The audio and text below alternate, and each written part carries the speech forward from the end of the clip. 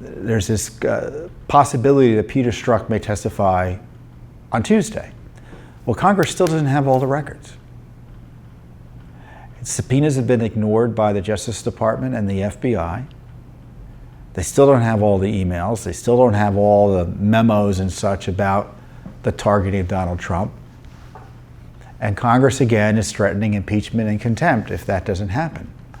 Well, you know, that's all well and good. And if impeachment's warranted, then pursue it because it's accountability. You know, the contempt, what happens if you're in contempt of Congress? You may wonder. You have to rely on the Justice Department to prosecute it.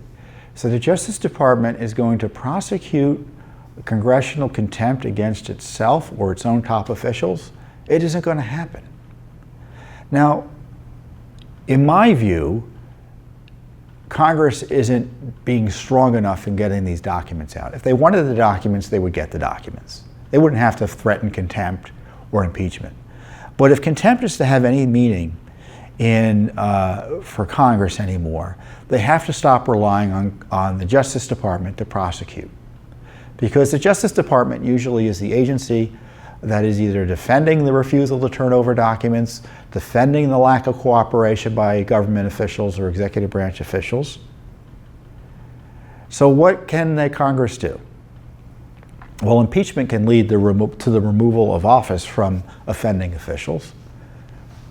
But the House can impeach, and that requires only a majority vote, but it's only the Senate that can remove someone after a trial. That requires 2/3 vote. So that's unlikely to happen.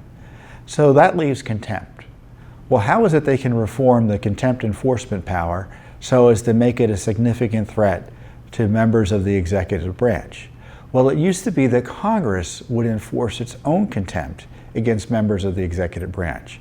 So if you were a cabinet official or a senior government official and you were in contempt of Congress for refusing to provide testimony or evidence or documents, Congress would arrest you.